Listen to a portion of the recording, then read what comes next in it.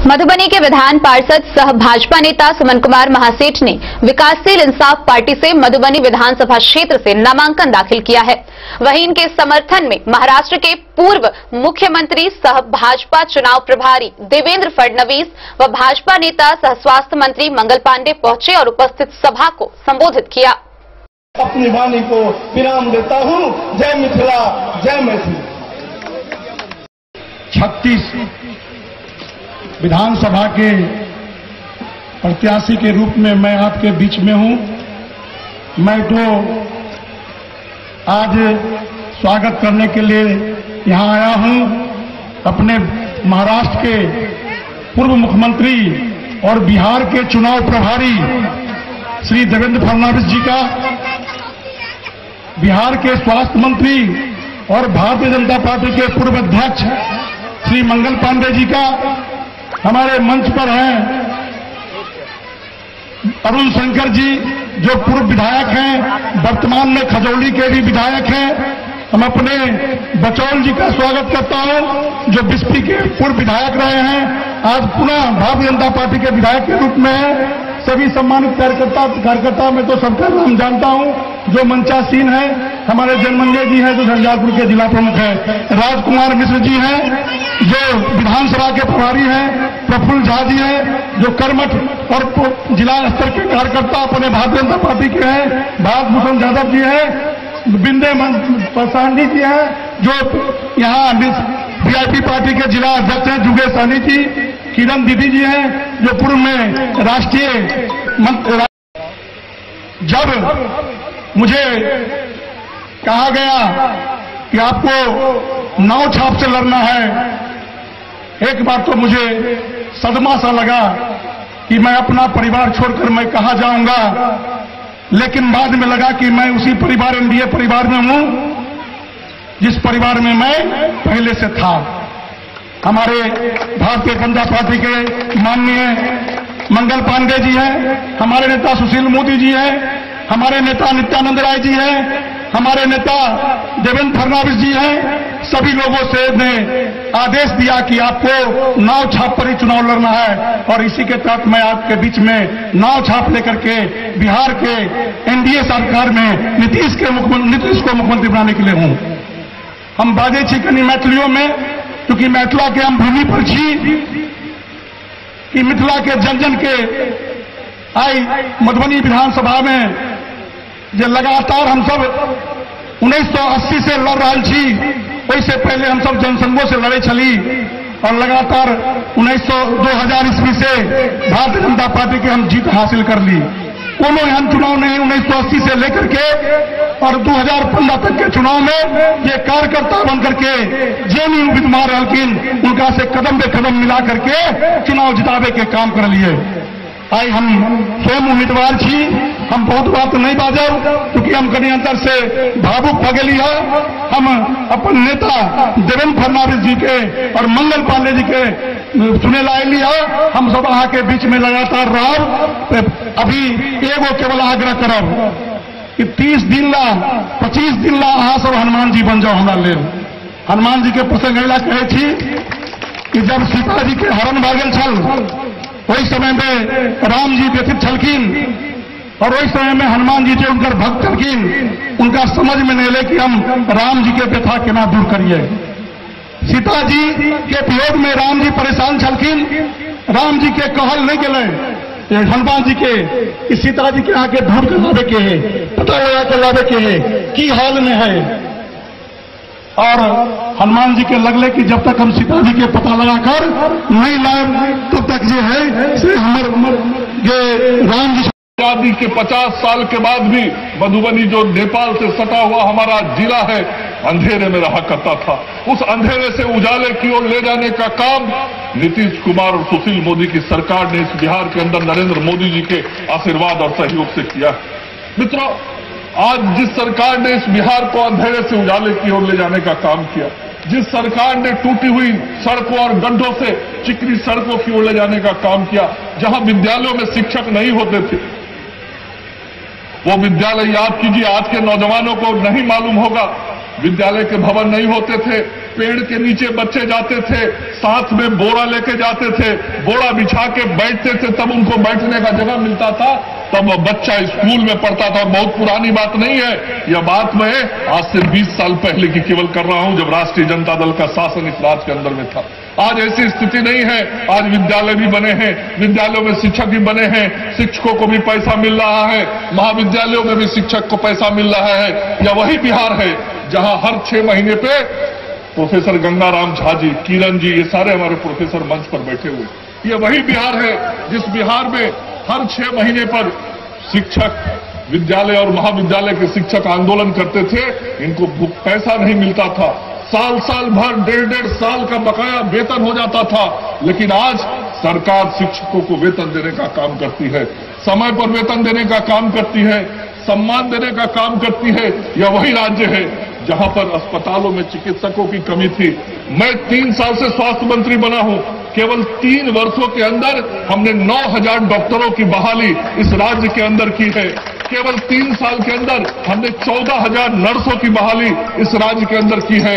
आज गांव के अस्पताल स्थित महाराष्ट्र प्रदेश के पूर्व मुख्यमंत्री, बिहार के चुनाव प्रभारी भाई देवेंद्र फडणवीस जी आज के इस नामांकन सभा में उपस्थित, जिनकी नामांकन में हम सब लोग यहां आज आए हैं, एनडीए के प्रत्याशी, वीआईपी पार्टी के प्रत्याशी श्री सुमन कुमार महासेठ जी, पूर्व विधायक श्री अरुण शंकर प्रसाद जी, श्री हरिभूषण ठाकुर बचौल जी, वीआईपी के जिला के अध्यक्ष श्री बेचू सहनी जी, जदयू के जिला के अध्यक्ष मोहम्मद कयूम जी, यहां उपस्थित श्री सुधीर चौधरी जी, सुबोध चौधरी जी, श्री विभूतिनाथ झा जी, राम नरेश जी, धर्मेंद्र, हमारे सभी बड़े बुजुर्गों, नौजवान साथी मित्रों, भाइयों बहनों, सबसे पहले मिथिला के धरती पर हम आयल छी तो मैथिली में अहाँ सबके हम प्रणाम करै छी, गोड़ लागै छी। आज नामांकन हम लोगों के प्रत्याशी श्री सुमन महासेठ जी ने किया। सुमन महासेठ जी आज की तारीख में भारतीय जनता पार्टी के एमएलसी हैं और एनडीए के हमारे वीआईपी पार्टी के प्रत्याशी हैं। और बहुत अच्छा प्रोफेसर गंगाराम जी ने कहा कि भारतीय जनता पार्टी के कार्यकर्ता हैं और वेरी इंपॉर्टेंट पर्सन हैं, वीआईपी पार्टी के कैंडिडेट हैं, पार्टी के उम्मीदवार हैं। इसलिए भारतीय जनता पार्टी का एक एक कार्यकर्ता, एनडीए का एक एक कार्यकर्ता, जदयू का, हम पार्टी का सब कार्यकर्ता अपनी पार्टी के इस प्रत्याशी को चुनाव में विजयी बनाने के लिए दिन रात मेहनत करेंगे।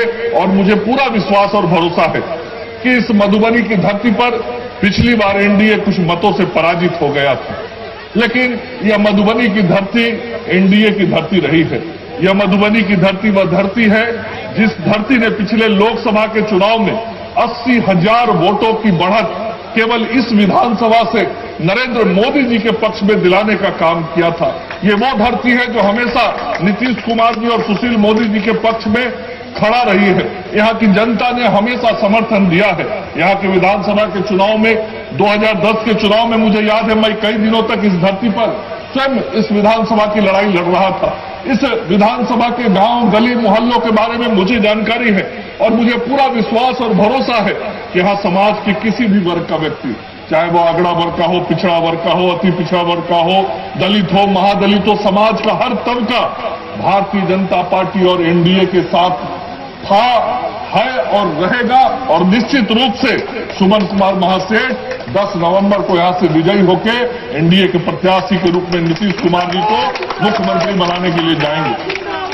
मेरे भाइयों बहनों, आखिर सुमन महासेठ ही क्यों, ये एक प्रश्न है और इस प्रश्न का जवाब बहुत साफ है कि सुमन कुमार महासेठ इसलिए कि सुमन कुमार महासेठ जब मधुबनी की धरती से जीतेंगे तभी श्री नीतीश कुमार जी बिहार के मुख्यमंत्री बनेंगे। और जब श्री नीतीश कुमार जी बिहार के मुख्यमंत्री बनेंगे तब नरेंद्र मोदी जी का हाथ मजबूत होगा।